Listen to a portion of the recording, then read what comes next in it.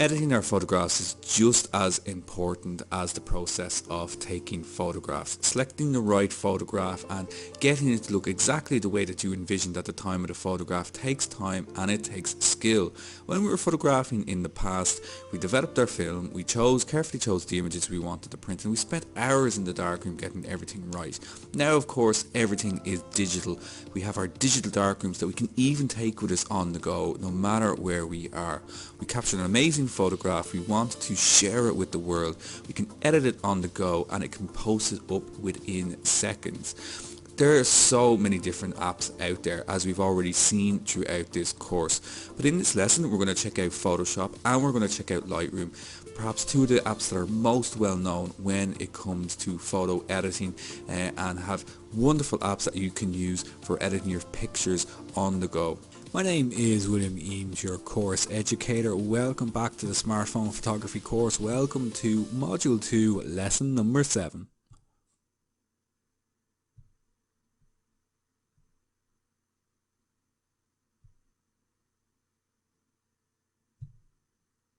Now, unsurprisingly, we have a huge amount to cover in this lesson, so we're going to talk all about Lightroom and Photoshop and how you can edit your photographs for perfection. We're going to focus mainly on Lightroom, as it's going to give us as photographers many more options than Photoshop, but Photoshop will allow us to add finishing touches to our photographs. So just a couple of common terms to go over as normal. We're going to have a look at RAW and JPEG files. So we're going to distinguish the difference between those two file types. We'll talk about what Lightroom is. We'll have a look at what Photoshop is.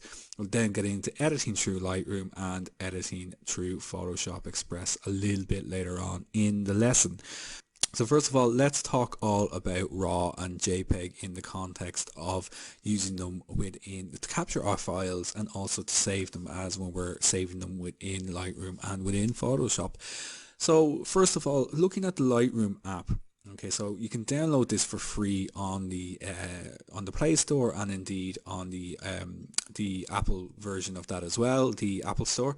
And primarily what Lightroom is, it's a DAM program. That means it's Digital Assets Management Program, a digital assets manager, which means it's designed to help us to manage our files. Obviously, we know as photographers we take hundreds and hundreds of photographs, thousands of photographs every year, and it can be very, very difficult to manage all of them when you've got a huge volume of them. So Lightroom allows us to manage those photographs as well as editing them as well. Now, unlike Photoshop, Lightroom is designed specifically for photographers. So Photoshop is a very broad program, as we'll speak about in just a moment. Lightroom is very much just focused on editing for photographers, for managing our images in a convenient way. Now, we can also sync it with Lightroom Classic. So I'll show you Lightroom Classic to put this in context, but basically Lightroom Classic is the desktop version of Lightroom, where we can do a lot more. It's like the full version of the program. We can do a lot more with it than we can do with the mobile app version. Although the mobile app version in truth is still got a huge amount of options that we can use, as we'll see throughout this lesson. But if we make changes in Lightroom CC Classic, it is possible to transfer over our photographs using Creative Cloud onto the Lightroom app. It's also fully compatible with Photoshop, so the idea is that you'd work through Lightroom first, and then you can open up your images within Photoshop and any other kind of plugins as well. There's loads of other apps that are compatible with it as well. Huge amount of customizable options, as we're going to see, and it can open all types of image files. So we're going to be talking about RAW and JPEG in particular, but if you do have PNGs or anything else like that, it is possible to open them up within Lightroom too.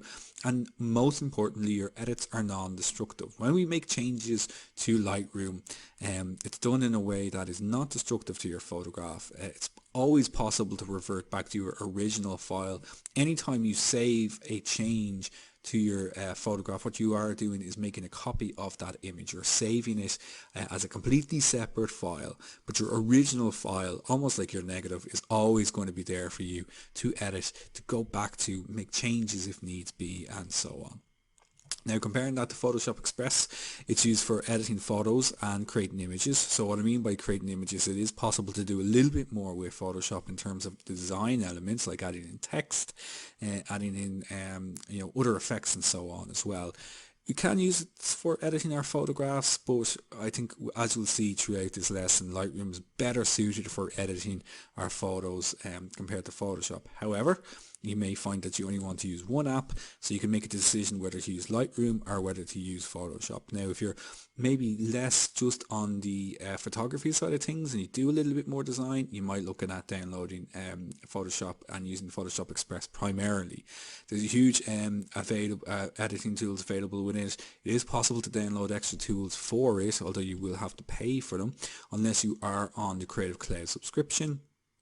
It is designed with designers and marketers in mind, as well as photographers. As we're going to see, there's certain templates within the actual app itself, very much designed for putting ads on Facebook or putting things on Twitter and so on. So if you are doing a little bit of business side of things, which we are going to be talking about business in the next lesson, there is very quick options here to help you out with that, which is great. There's text options, blur and frame tools, which are unavailable in Lightroom as well. So to kind of add, as I said, finishing touches, we'll find them within Photoshop. And it can also be synced to the Creative Cloud with the paid version. So edits that you make within Photoshop, you can upload your images directly to the Creative Cloud online storage, which then of course could be opened through Lightroom again. So the Creative Cloud syncs all of these Adobe apps together so that anytime you make a change to an image, it goes to the Creative Cloud and you can open it up in another program. Okay, now we mentioned RAW and JPEG. So these are the two primary formats for capturing our photographs. Now, previously JPEG would have been the only option available to us on smartphones, but as the technology has gotten a lot better, RAW format is becoming more and more widely used on these phones, which is a brilliant option. Okay, so JPEGs and RAW, they do have differences. There's a lot of people are, which one is better, and it's hard to say because you can't really say they're not. Well, basically they're not that comparable. This RAW versus JPEG idea. When you understand the differences between the two files, you'll understand when to use each file. They both have a specific purpose. So, first of all, you can set your RAW files in your settings. So go into your phone settings.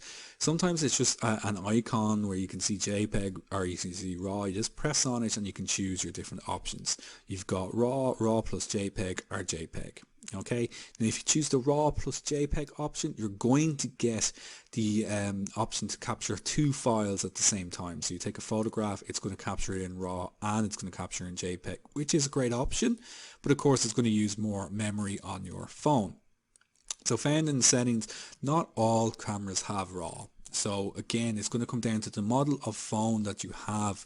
So, if you're using, say, a lower grade phone or perhaps a phone that's a few years old, you may not have the RAW JPEG or the RAW option, so you may need to check it out. Sometimes it might appear as DNG as well. So it might be called DNG, which is digital negative, which is a variation of a RAW file, but it's still a RAW file. Now, how do they differ? Well, the way I've always compared RAW and JPEG files is that take your raw ingredients. So raw means exactly that, it's raw. So raw means exactly that, it's raw. Raw ingredients. Okay, so say you're cooking someone dinner and you decide that you want to make it from scratch. So you go out, you get a nice piece of fish or you get a nice piece of meat.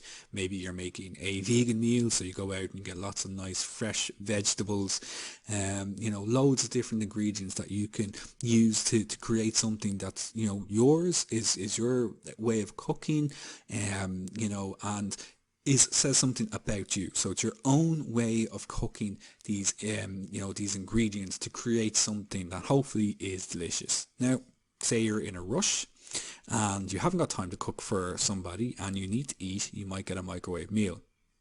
So microwave meal, essentially the ingredients are already cooked. Okay, so you're just reheating that, those ingredients. And microwave meals, they can be delicious as well in their own right, and they're very, very convenient as well, because they just pop in and go. That's exactly the same with RAW and JPEG.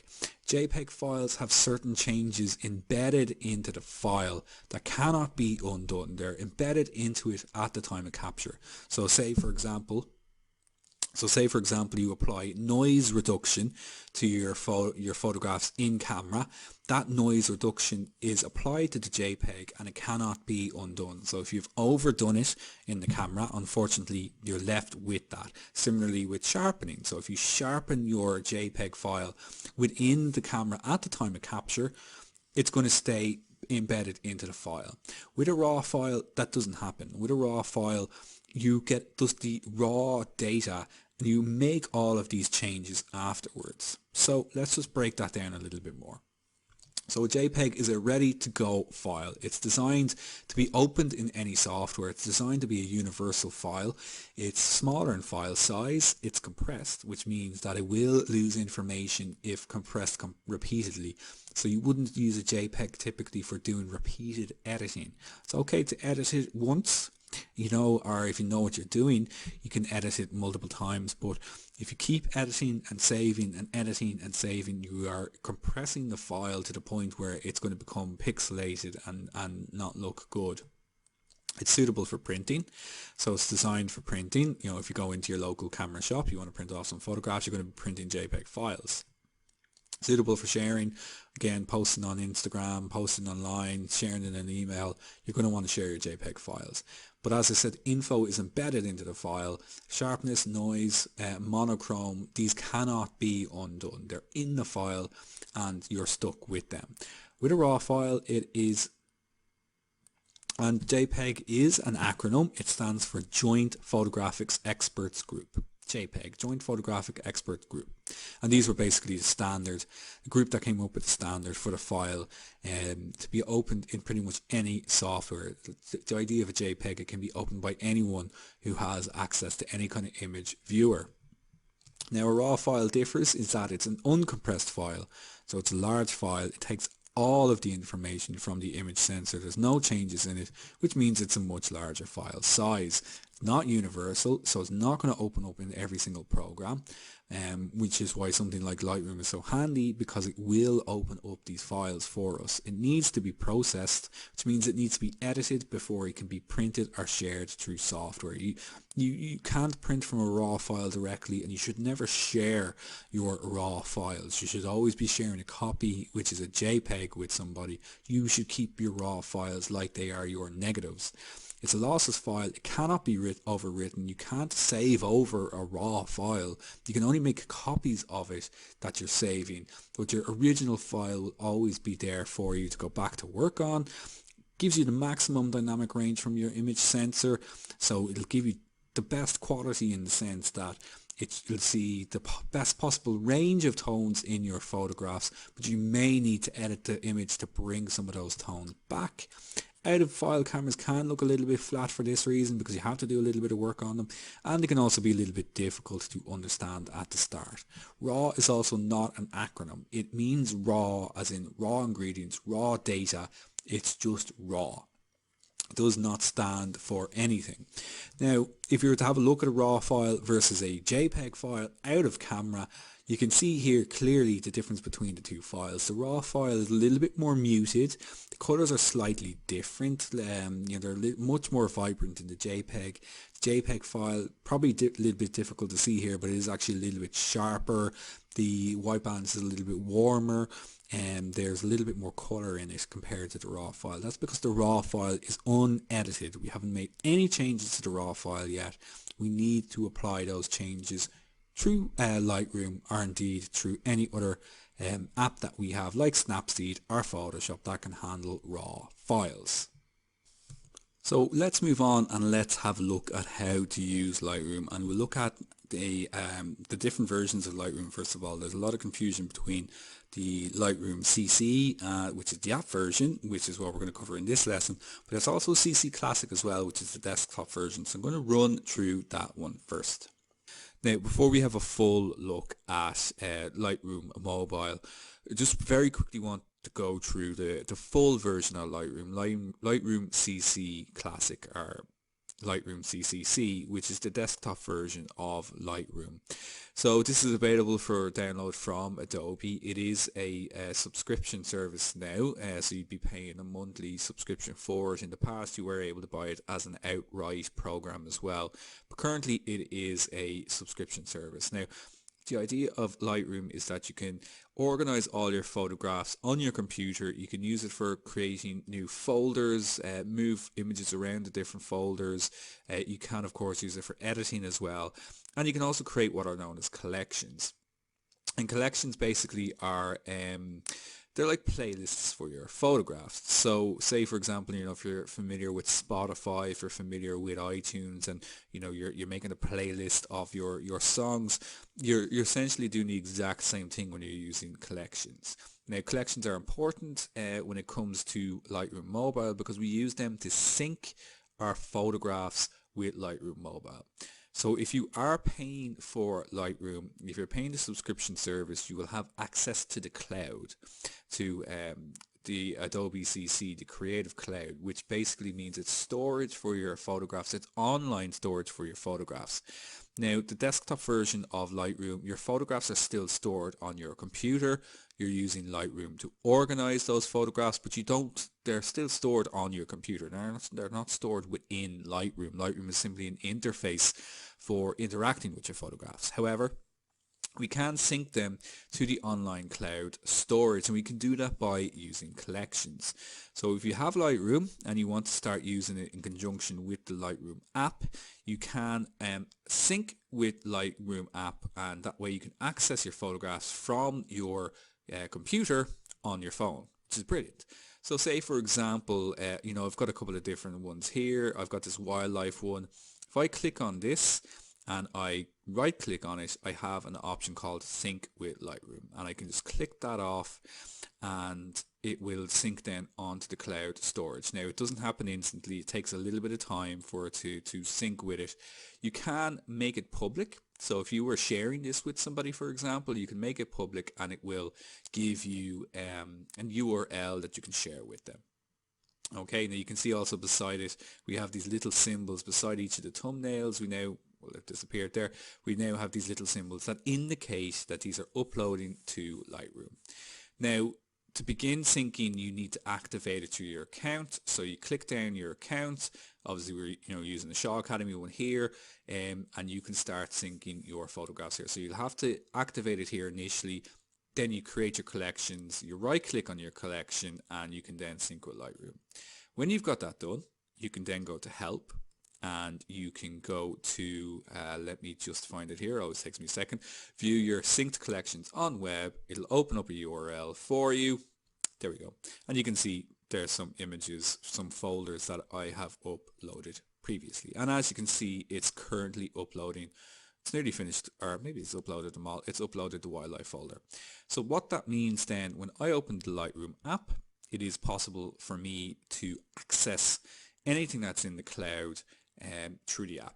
So it's a really good way of working between the desktop version and between the Lightroom app. But be aware, this is only available if you are paying the subscription service. If you're using the free version of Lightroom, you won't have this access. You won't have this ability to link them together, but you can still do plenty with the free version of Lightroom, as we're going to see now in just a moment. Now, so here we are in the Lightroom app. Okay, so I have some photos here that I've got selected already that I'm going to import into Lightroom. So what I can do here first of all is I can come up to the top right hand corner and I can click off, and it has select all, or I can choose types of files that I want to import. So I have JPEGs, PNGs, I have RAW files, videos as well, and you can then sort by date, modified, and so on. I am just going to select all for now. Just to make things easier for me, and when I do that I can just simply hit add. So what this is going to do then is going to bring them into the Lightroom app for me. We'll just click add there again. There we go, just bringing them in, and as you can see here already we have the two other ones that we uploaded. We've got the street work one, which is one that I shared earlier on my own to test it out, and we have that wildlife folder that we just uploaded there quite recently. Now you can see 13 photos successfully imported, so it takes a little bit of time for them to come in, and they will sync then automatically onto the cloud then as well, provided that you have that feature available to you. Now, so let's get into using the actual doing a little bit of editing. So we'll go to our all photos here, and we can start to edit away. So here you can see it organizes them by date. You can change that, of course, if you like. You can come up to the top. You see there, you can segment by year. You can change whatever way you want to view them. You can view them like this if you prefer. So you've got a couple of options there. The way you can do it, you can go by like none, so it's done it automatically by year. You can switch that off and it just does it from the last way you imported them. So I am going to we'll leave it by year just for the sake of organization. Now, so let's begin by doing some edits to some photographs. Now, before we do that, actually, I just also want to show you as well that if you hit the bottom right hand corner with the photo icon, the camera icon, you can actually open a camera directly through Lightroom as well. Okay, so here's my recording setup here at the moment. Very, very basic setup that we are using. There's myself in the reflection there as well. But you can take photographs then directly and they'll go straight into the Lightroom app. And as you can see there at the top, they are a DNG file. Okay, so that's really, really handy and really, really useful as well. Okay, now let's do some editing. So we're going to choose this photograph here. We'll go with this forest one here. It's going to open up then for me to begin to do some work on it. So first off, we have our selective options. We've healing brush, we've got crop, we've got all these options down below at the bottom. Okay, now I don't know why they've organized it in this particular way. Usually I would expect that you have your adjustments here first of all, but you need to scroll across. Now you can also flick through the photographs very, very simply as well by simply swiping left or right, so you can edit very, very quickly that way if you prefer. Okay, so let's go with our light adjustments here first of all, and we've got light, which is your sliders, or you can go with curve as well. Okay, and you can change it to RGB, so you can change the different color channels if you want to start modifying things like shadows and so on. We won't do that for now, so we just hit back on that. Back into editing the photograph, there's a couple of things that I recommend that you do before you do any type of editing here first of all. So have a look at your options here along the top first of all. Sorry, it's just closed there. Now you can click edit, you've got info, you can rate and review if you want to add a star rating onto it and so on. Now if you're sharing this with people online as well, you can also use activity, but rare enough you're going to ever use those options. You have your information here, so you can see that it's a JPEG. You can see that the cloud version is a JPEG as well. It's synced and it's backed up. You can also pause syncing if you want to as well. You've got a share option here as well, of course, if you want to share it with anybody. But these little options here on the right hand side, I recommend that you switch on your show histogram so you can actually see the histogram. Here you've also got an option here as well to copy settings and create preset. So if you make changes to a photograph that you like and you've got another photograph that's of similar ilk, particularly if you photograph in the studio, you're probably going to have lots of photographs that are quite similar. You can copy your settings and simply paste them on to the next photograph. Very, very handy. Creating presets, very good as well. If you are using, what you'll find, even if you are using the paid version of Lightroom, you still have to buy some of the presets that are out there, and a lot of debate around presets, whether they're useful or not. They can be useful, of course, but you can make your own presets, and I think the thing about making your own presets is, of course, you're going to get your own style. Okay, so let's start off by doing some edits. We can see our histogram. There is, for this type of photograph, it's it's fine, it's well exposed, and we can actually see there's not much light, whites or highlights here in if because there's not much detail there over in the right hand corner of the histogram. But I want this to be a dark, kind of moody photograph. You know, it was taken at the end of autumn going into winter, so we want to have a kind of a dark wood type of effect on it. So below we have our what we would call our local adjustment tools. First of all, we've got selective adjustments, we've got healing brush, crop, and so on. So we can crop, rotate, etc. Don't need to do any of that in this image. If you do choose selective, you need to go to the top left. You see the plus icon, and you can choose your selective options. Then we've got brush, we've got radial filter, and we've got a graduated filter as well. We might put a graduated filter on it at the end of the photograph. If it needs it, we'll have a look at that stage. We want to scroll across, and we're going to go into our adjustments here. So this is where we can start to make our overall adjustments. Now you've got an auto option there, which you can go for straight away if you just want to do a very quick edit, which we don't. We're going to go into our light options, and we've got light, and as we've got curve, as we saw, and we're going to darken the exposure down here first of all. So it's just a case of clicking on it and dragging it down. As you can see with the histogram on, you can see the changes that are being made. You can also see the exposure. We've reduced it down by a stop. Now everything is leaning towards the left hand side, but that's fine. We can see there's no detail being lost. Detail would be lost if all the information was stacked up over on the left hand side. If you see stacks over on the left hand side, right on the left, or right on the right, that's when you're going to lose detail.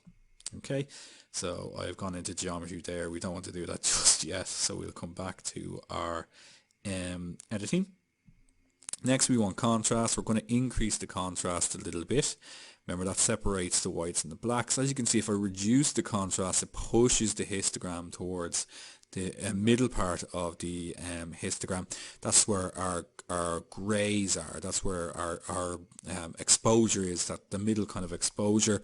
But we're going to increase it slightly, not too much, because we don't want to do too much, lose too much detail. Now we've got a little bit of a punch in the photo. We're going to reduce the highlights down if we want to, or we can increase them if we want to bring them back. Now I'm going to increase them slightly, because the only area really where there's any highlights in this photograph is in the distance here. It's down where the path goes back out into the light. So I'm going to keep that because that's kind of a focal point of the photograph. So it's nice to have a little bit of a focal point there. Below that we have our shadows. We could increase the shadows if we want to bring more detail out in those shadow areas here, which I am actually going to do. Now you can also of course reduce this to get more moody, but we're not going to do that here because we're going to add a vignette to the photo later, which will allow us to kind of get that moody effect. So I'm actually going to reveal some of that detail there, not too much, and that's okay. We've got our whites and our blacks. So you can really dramatically change the photograph by increasing the whites. I'm not going to increase it too much, but I am going to give it a little bit of a punch and then reduce the blacks. And again, increasing the whites and reducing the blacks will also give your photograph a little bit more contrast. Okay, so that's some basic edits there that we've done to the shot.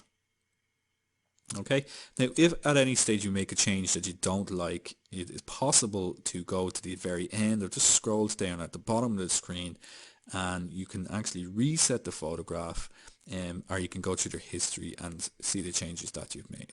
Okay, so we're happy with those changes. We don't want to undo them, but it is possible to go back and undo anything at any stage by using that history option.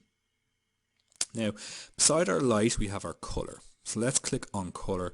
We have black and white option if you want to do a quick black and white conversion, which, you know, doesn't look bad at this photograph at all, but we are going to keep it in color. So we just press the black and white option there again. We have our color, our white balance, which we should do first.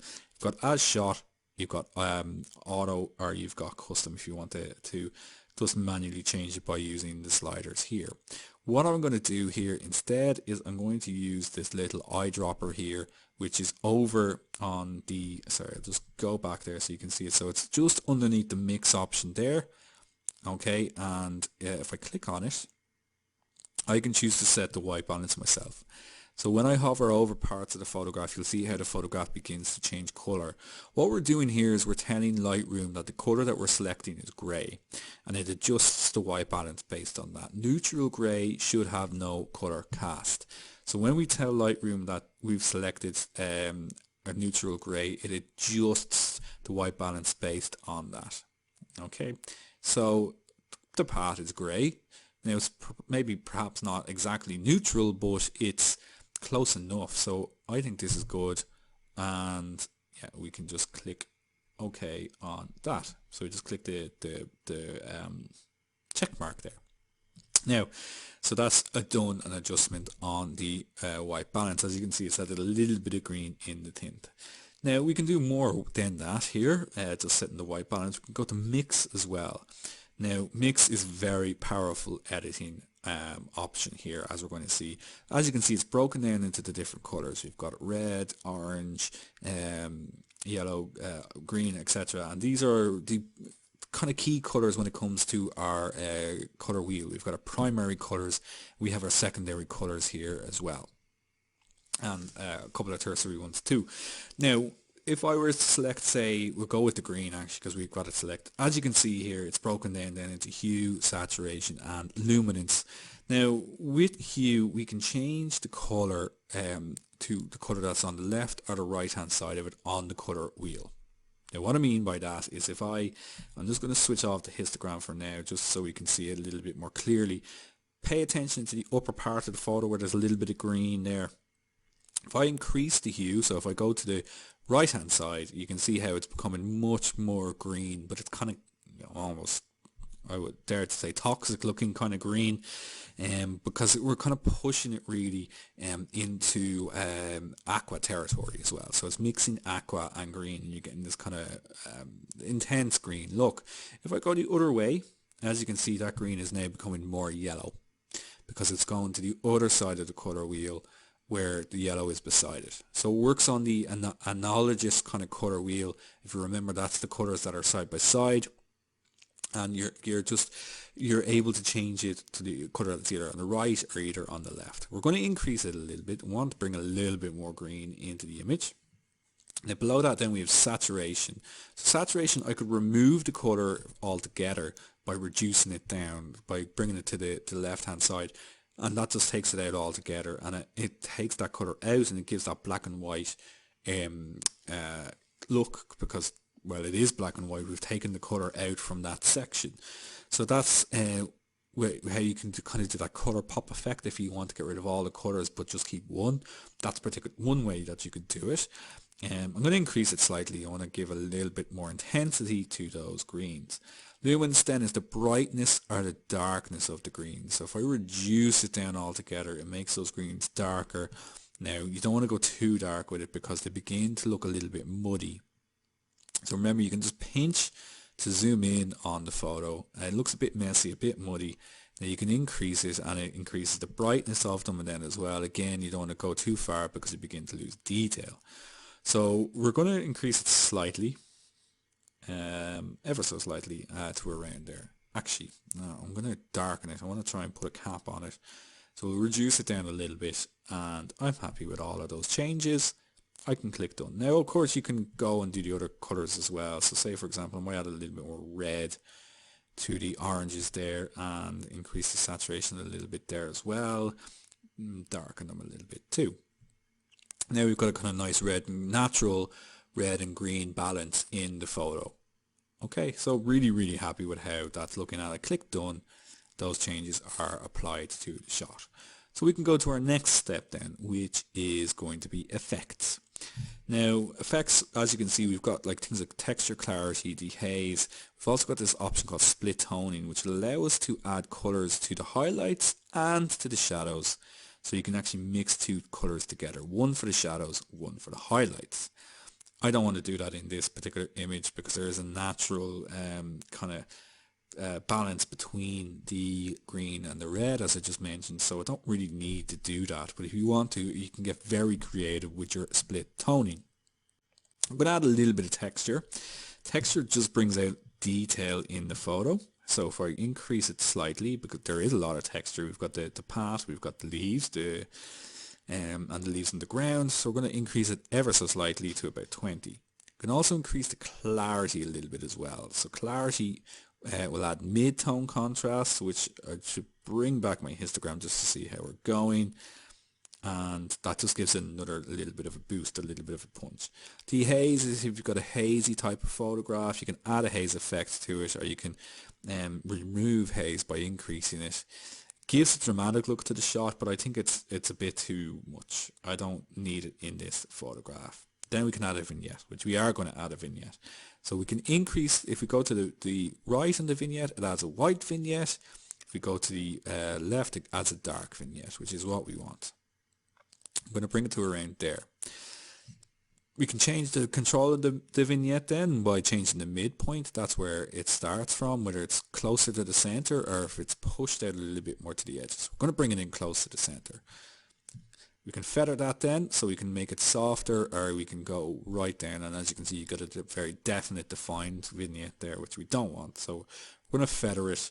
I'm actually going to bring the midpoint down a little bit, and you can change the roundness. So that's the shape of it if you wanted a more rectangular shape, or if you wanted a more circular shape. So we're going to go slightly more circular shape, and I'm going to bring the vignette down even more, and there we go. Really dramatic looking photograph now. Again, I'm going to turn off the histogram there. Really liking how that is looking. Now you can add a little bit of grain. You can maintain highlights in the vignette if you need to as well. When you add grain, you can then change the size of the grain and so on. We're not going to do that in this instance. There's no need for us to do it in this particular shot. And then we can add a bit of sharpness. Again, if you're going to add sharpening to an image, you need to zoom in. Now, it does need a little bit of sharpening, so I'm just going to increase it slightly. Okay, so a little bit of sharpening there. Happy with how that's looking, and you can then change that sharpening by changing things like the detail, the radius, and so on. Won't get too much into that, because overall the picture is sharp. I mean, I know it doesn't look too sharp when you're that zoomed in, but you're not going to be looking at it that close. Okay, so as it is, I think if I sharpened it anymore, it would become a little bit too much. The last couple of options then, we've got lens correction options. If we need to make any lens corrections, we don't in this case, so we're going to leave it as it is. You've got geometry options as well. You can change perspectives here if you want to, by changing. If you want to go, you can change the distortion. You can give a fisheye effect if you go the other way, and so on. It takes a little bit of time to load it. I don't want to do that here. I don't want to risk changing anything here in this shot. So we're going to leave that for now, but I do encourage you to look at that option yourself then as well. You've got some presets here as well. You've got color presets, creative black and white, vignetting. Samsung even have their own ones here on it then as well. Loads of different ones if you want to just use them if you prefer. I don't really recommend this, unless you're doing something very quick. I reckon that you should try out your edit yourself, and if you're happy with the changes that you've made, remember you can save it as a preset. You just go create preset, and you can choose what you want to leave in your preset, okay, and you can call it whatever you like, but we're not going to do that for now. Finally then, you can go through all your previous adjustments if you want to, or you can reset the entire photograph if you want to then as well.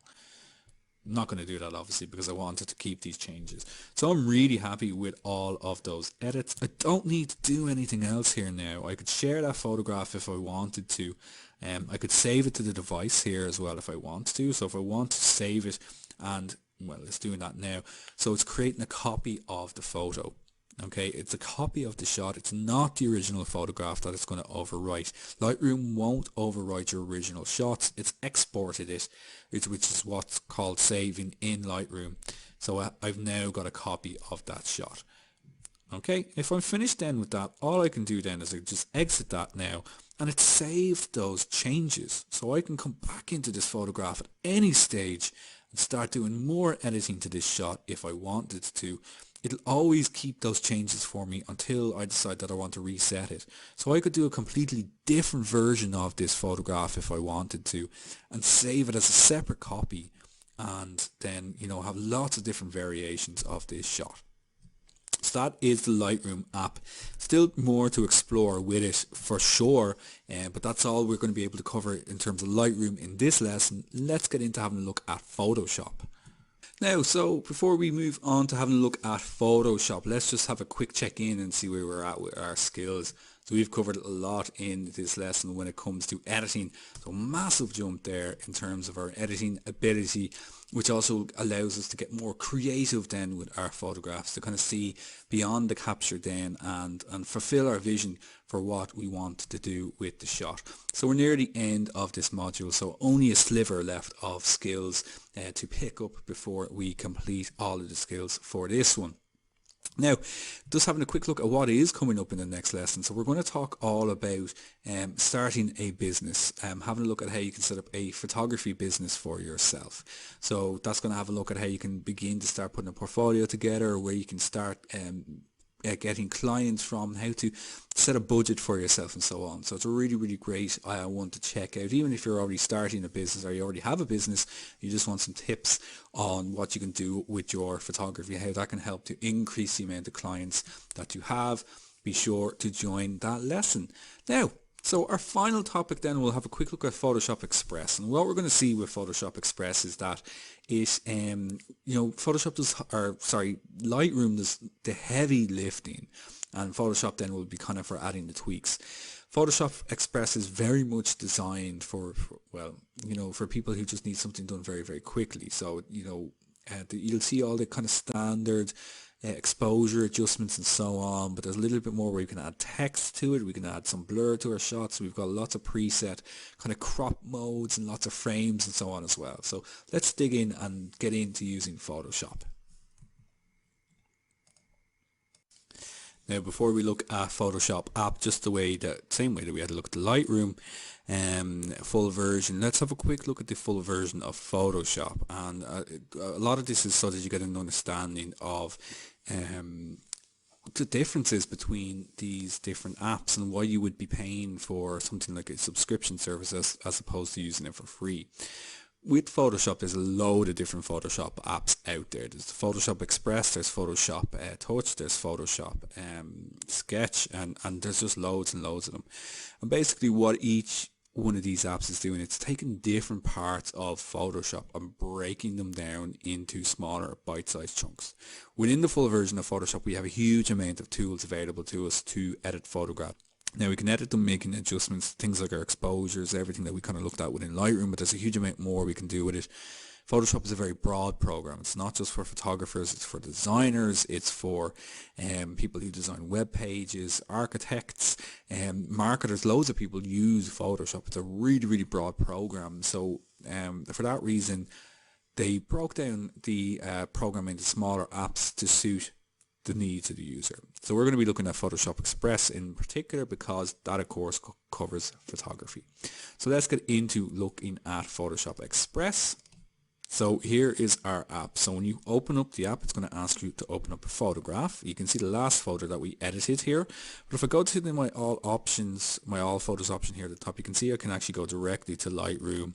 Any images I have stored on the Creative Cloud, any images I have on my device. Okay, so you can open them up from pretty much anywhere. So we go into we're going to select Lightroom. We're going to choose the image that we were working on. So hopefully it's in all photos. It doesn't look like it is. Okay, so I don't know why that's happened. That's fine. It's the first image here. Okay, so we won't worry about that too much. So getting into Photoshop Express, look, I mean, on the surface, it's going to look very, very similar to Lightroom. Now, the idea of Photoshop Express, however, is that it's exactly what it sounds. It's designed to be fast. It's designed for quick edits as opposed to Lightroom, which you can get a lot more deeper into. So you start off, we have loads and loads and loads and loads of different presets. Now, not all of these are going to be available, again, depending on if you're using the free version or if you're a CC subscriber. Some of these I think you do have to pay for. Unfortunately, so you can kind of go through them. You see there's all these free ones, then you've got these different charm ones, white balance ones, black and white ones. There's just so many of them in here, and some of them are cool and some of them are unnecessary. So they're all designed though, however, to be very, very quick. It's very easily to apply to the image, but we don't need to do that, of course, because we've already done all the editing that we really need to do within Lightroom. So we can kind of concentrate on getting maybe a little bit more creative with this picture.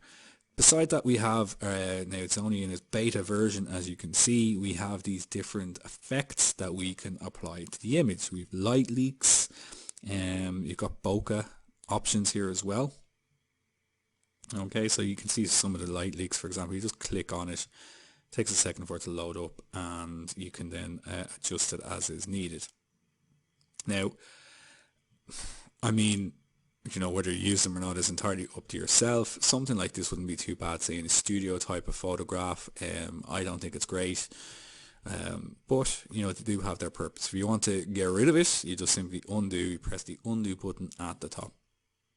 So again, a huge amount of different options available for you there to fly through. And as you can kind of see, a lot of this Photoshop Express is just to do with filters. That said, there are some very, very useful things within this. So for example, our cropping options are very, very useful. There's a huge amount of options there. And as you can see, you've got some really good preset ones there. So Facebook profile covers, Facebook ad. So, you know, you can see directly then that if you're creating a business, you can see very much that this is marketed towards people who perhaps wouldn't use Photoshop editing as their on a daily basis. They just want something that they can use very, very quickly.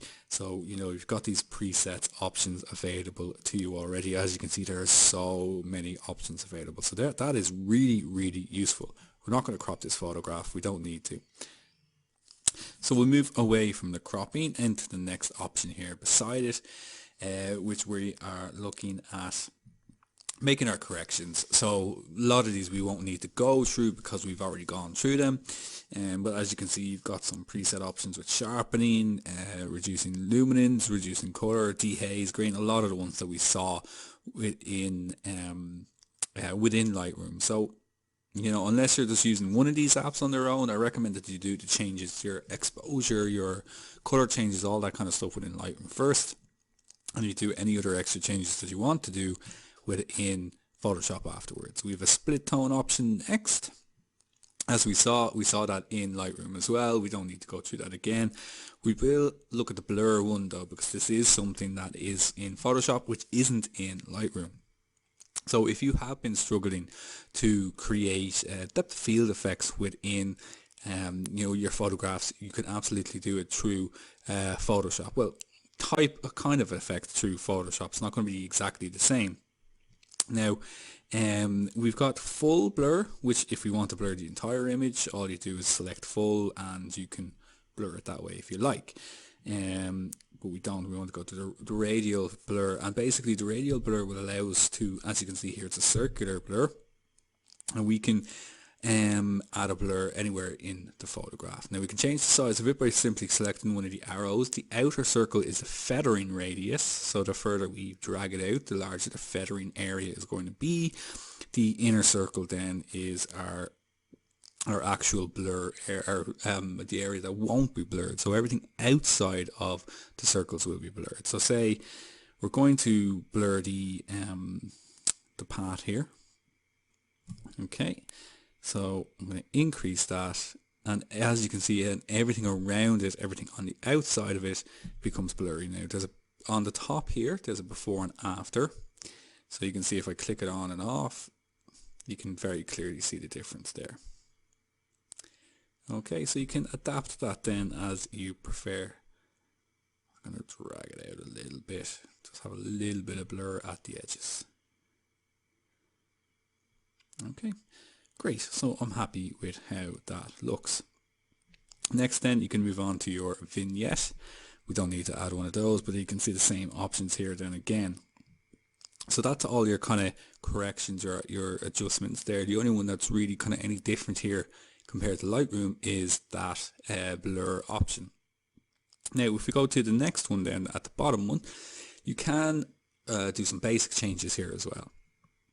Okay, so if we were to zoom in on the photograph, you can begin to get rid of some things in the shot. There's nothing here to get rid of, but all you need to do is touch the photograph, the area you want to remove, and it should remove it for you. You can also increase and decrease the size of the area, as you can see there. and there you go, you just tap on it, and that you can see it'll try to best replicate it as it can. Okay, not really doing a great job there at all, but it can be very, very effective when you are editing portraits, but we want to undo that. Okay, so that's another option there for you. We then also have our red eye, our pet eye, obviously none of that in this image, and then we have our text. So with our text, there's a huge amount of options available for us. You've got some presets here already. As you can see, you just kind of click them off. Oh, we've got too many there, so we don't want that. Well, you just tap on it to change the text. We don't want that though. We want to close it out. There we go. So you can just tap one of the one on the top left is to change the text. The one on the bottom right, or sorry, the bottom left is to rotate it. You can make it larger or smaller, or you can just close it out altogether. Okay, so there's a huge amount of options here. As you can see, again, some of these maybe if you're using the free version, you may need to unlock them.